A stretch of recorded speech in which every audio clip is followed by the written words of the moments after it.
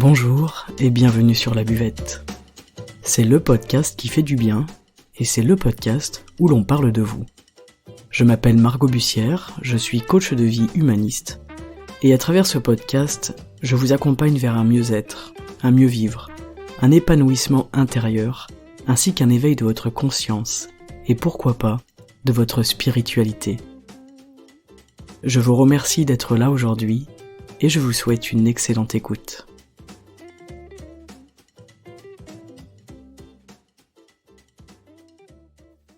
Aujourd'hui, en 5 minutes, je vous parle des émotions négatives et comment elles peuvent causer des dommages sur notre système immunitaire. Alors la bonne nouvelle, c'est que les émotions positives, elles aussi, ont un impact sur notre corps et notre système. L'optimisme, par exemple, l'enthousiasme, de la même manière que notre alimentation et notre hygiène de vie, elle affecte notre corps et elle affecte notre esprit. Et chacune de nos émotions a un effet sur notre santé mentale et notre santé physique. Quand on développe et qu'on entretient une manière de penser qui est dite négative, voir le verre à moitié vide par exemple, eh bien on prend le risque d'endommager notre système immunitaire. L'émotion négative, la négativité, le pessimisme, ça peut aussi impacter notre guérison. On peut prendre par exemple plus de temps à se rétablir d'une blessure physique, ou d'une blessure intérieure, ou d'une maladie, en ayant un état d'esprit négatif. L'état d'esprit, en fait, c'est ça dont je vous parle, il a vraiment un impact énorme sur notre santé physique et mentale. Cette pensée négative, ce pessimisme, il va affecter notre niveau de stress et notre niveau d'anxiété, c'est tout à fait logique. Si je pense au pire, si j'imagine que rien ne va, si je me positionne comme soumis ou comme victime face aux événements et que je choisis de m'en plaindre constamment, comment est-ce que je suis dans mon état d'esprit ? Est-ce que je suis dans la vie ? Est-ce que je suis dans le courant ? Est-ce que je suis dans le mouvement ? Ou est-ce que je suis en train de résister aux conditions qui m'entourent ? On le sait, vous le savez, je le sais, plus on résiste à quelque chose, plus on est rigide à l'intérieur de nous, et plus on va créer des nœuds, plus on va créer des blocages. Et là où il y a nœuds et blocages, eh bien il n'y a plus de fluidité. Donc il y a une moins bonne circulation de l'énergie et du sang. Et on risque ensuite par exemple de se bloquer le dos, ou de se faire mal à un genou, ou de se coincer le cou. Et on dira, décidément, rien ne va, j'en ai marre de cette malchance, c'est toujours sur moi que ça tombe évidemment. Eh bien, en quelque sorte, oui, c'est évident, parce que si j'entretiens un état d'esprit négatif et pessimiste, je crée moi-même les répercussions sur mon corps et sur mon mental.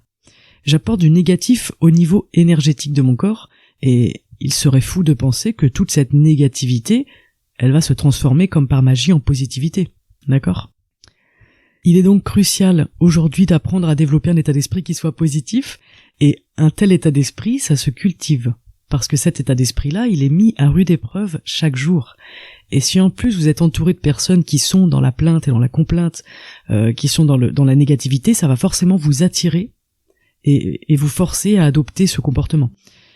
Cultiver un état d'esprit, ça veut dire quoi ? Parce que cultiver, ça veut dire travailler une terre pour la rendre plus fertile, pour qu'elle améliore ses productions. Et en fait, votre esprit, c'est ça, c'est votre terre, c'est votre terreau, c'est votre jardin où va pousser tout ce qui nourrit votre corps.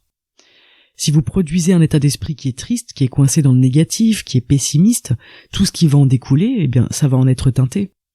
Rendez votre esprit et votre terre fertile et améliorez ses productions.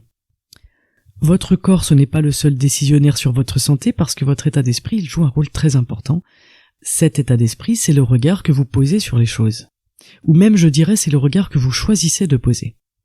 Ok, là j'ai une situation qui me pose problème, qui me fait de la peine, qui me met en colère, qui me rend triste. Comment est-ce que je choisis de regarder cette situation ?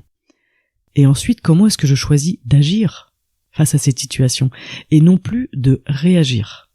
D'accord ? Faire la différence entre réaction et action. Dans l'action, je choisis ce que je vais faire. Dans la réaction, je ne choisis pas, je subis. Dans quel état d'esprit est-ce que j'ai envie de me positionner face à ça ? Qu'est-ce que j'ai envie de cultiver en moi ? Et par conséquent, qu'est-ce que j'ai envie de produire comme énergie pour nourrir mon corps et mon esprit ? Je pense sincèrement que dans la vie, tout est une question de regard. Quel regard est-ce que je porte sur ce qui est maintenant, devant moi ? Et ce n'est pas une mince affaire, je vous l'accorde, pourtant c'est à mon sens primordial pour vivre bien, libre et heureux.